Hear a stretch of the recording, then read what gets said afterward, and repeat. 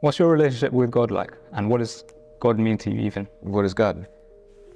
That's my question to you. I'm asking you, bro. That's a deep question. I don't know, man. To me, I think it's inconceivable. God is inconceivable, yet conceivable. I think it's the ultimate paradox. You can experience through life, through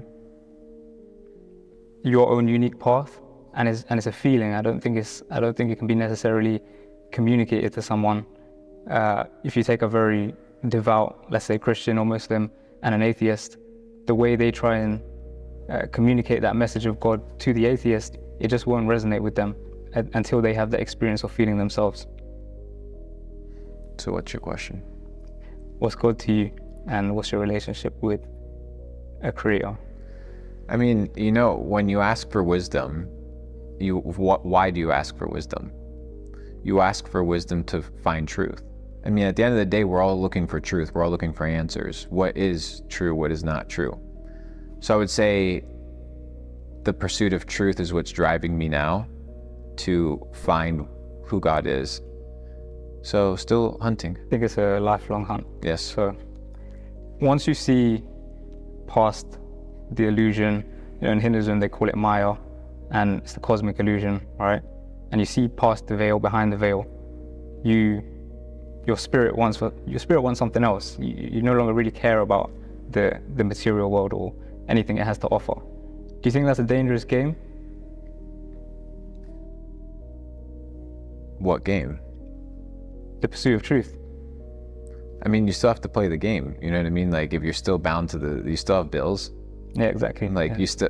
Do you want to live a shitty life or do you want to live a good life? Mm-hmm. I don't care if the earth is the shape of a Dorito or it's flat, round. I don't care.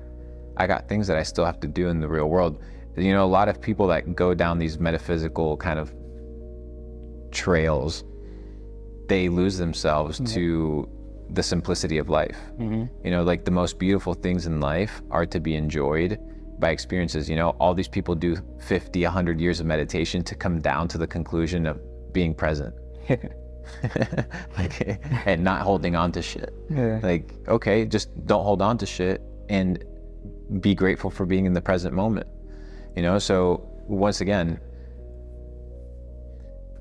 yeah, man, that's a complex question. But to me, it really comes down to like, your relationship with God. It's definitely a personal thing. I'm still kind of in the exploration of it. Mm-hmm. But yeah, that's a loaded one. Yeah.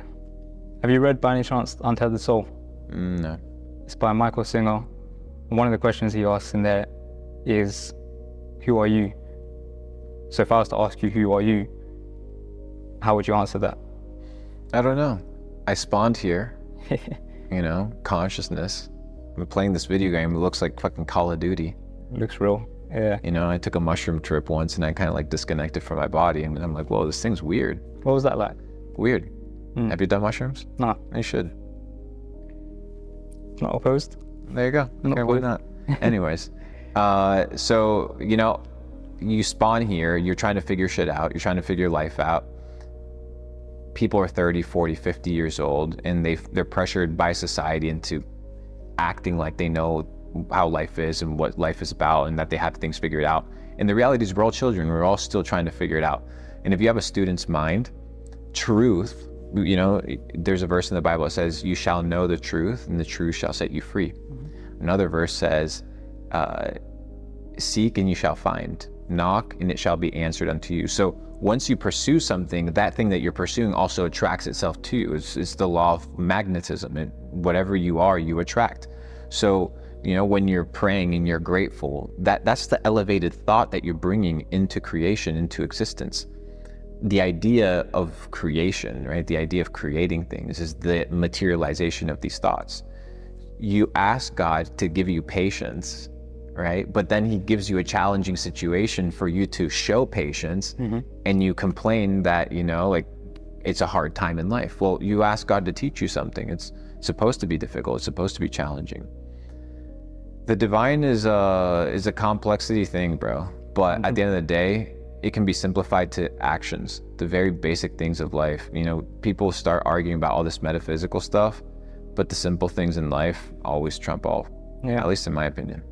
I think it's this. I don't like complicating it, bro. Yeah. I mean, yeah, I don't think it's, when you break it down to the simplest form, I just think it's when I ask who you are, I think you're just the essence, right? You're just you're consciousness. you're just chilling, dude. You're just chilling. Yeah, I don't know what I am, bro.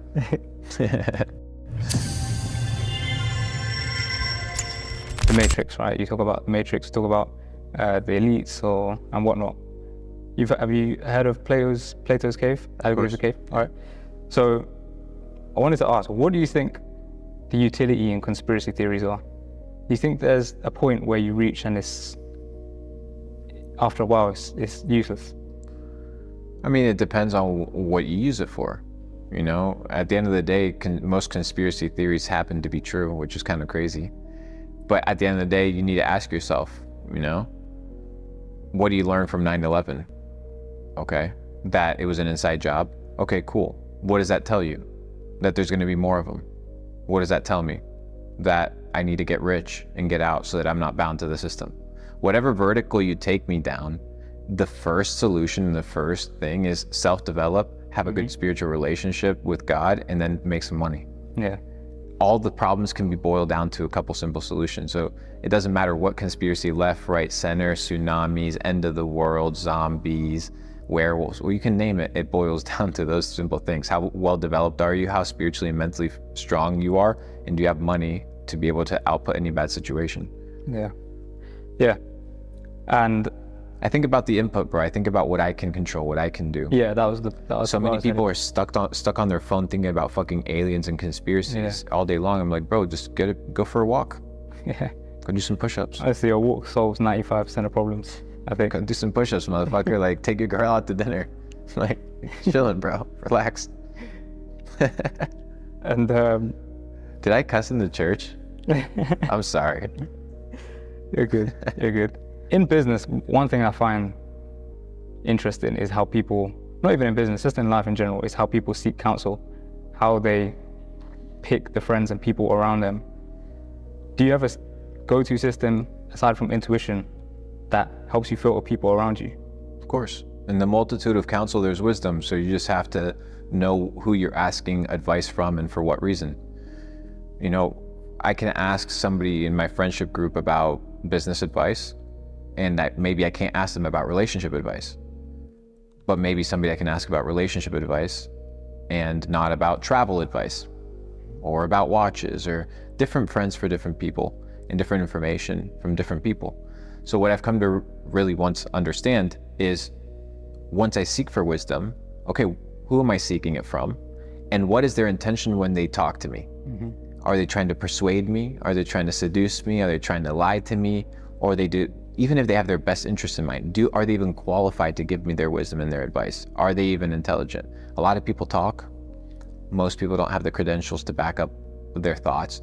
And ego, hubris, gives you the confidence that makes you feel like your thought is worth something, when most thoughts are actually worthless. That's why when you say something out loud that you were thinking about, you're like, okay, well, that was kind of dumb. Or that joke actually wasn't that funny. Because sometimes we think things that are not real. And many times we want to give advice about things that we shouldn't be giving advice about. That's why most people, everybody should question what I say. Anything that anybody says should be questioned and examined, because there can be a lot of nonsense inside of any vertical. So take advice. In the multitude of counsel, there's wisdom, but ask yourself, is the person that I'm taking advice from somebody worth listening to? Is this person living the life or has done what I want to do? And do they have the expertise and pedigree and experience to actually give me this information and advice? And if the answer is no, then don't listen to them. If the answer is yes, take it, analyze it, and act. Yeah, because I recently made a video on the same thing, talking about how it's very important to develop the skill of critically thinking and not just taking on the opinions of your favorite influences and regurgitating the opinion and, you know, not thinking for yourself. But you need experience to think for yourself as well at the same time. On ego that you spoke about, how do you think ego death is a good thing or a bad thing? Or do you think ego should be used in a specific way? Or do you think we should avoid all forms of ego? What's ego? Ego, I'm talking about in the sense of arrogance. Okay, so what do you think? I believe that ego is a tool that was given to us. It wasn't there to be completely destroyed, but we were made to be made aware of it. Okay, but what is ego? I think arrogance, acting out of arrogance, acting like you're bigger than yourself, acting like you're bigger than other people, looking down on other people because of your position. Okay, so it's just a neutral thing? Well, So positive or negative? depends how you use it, right? Yeah, so then just use it well. So you don't think it should be completely destroyed? I mean, use it to motivate yourself. If you're belittling people, then that's on you. You're just living in an illusion, right? If you think you're better than others, you're just dumb. Yeah. You can think you're better than others, that's fine, but it's not real. Mm-hmm. But you can lie yourself into the delusion of, hey, you know what? Maybe I can become a multimillionaire. Maybe I can actually retire my parents out of poverty and out of a bad job. So you can use ego towards saying like, hey, you're the man. Mm-hmm. 100%. As long as you don't trump other people and trample people along the way. Yeah. Yeah. So as you mentioned earlier, we live in a golden age right now. I think there's independent educators, independent artists, independent everything. So in a way, there's no excuse really to not make something of yourself. What would you say to the people that feel like they feel like other people are built different? They are. People are built different. That's why they're better. You have to rebuild yourself if you want a different life. Like, you expect to be a loser with winning results, and like your brain isn't getting the signal that your life is shit because you're shit. Mm-hmm. Excuse me, once again. You know what I mean? Yeah. So if your life is not great, it's because you are messing up. That's the name of the game. But unsuccessful people, broke people, instead of looking at themselves in the mirror and assuming responsibility, they want to point it. Mm-hmm. Because it sucks to be like, hey, my life sucks because I suck. Yeah. It's not easy, I get it, 100%. However, when you win in life, hey, you're the first one to raise the hand and be like, hey, I did it. Mm-hmm. But with that same level of responsibility, you now can dictate what? Your behaviors. So just start inputting positive behaviors, man. Yeah. Yeah, accountability, I think, is the most important and common trait I've found amongst high performers. On accountability, actually, how far do you think that goes? Do you think you're responsible for not only your actions, but the actions of other people around you as well? No. You're just responsible for what you do.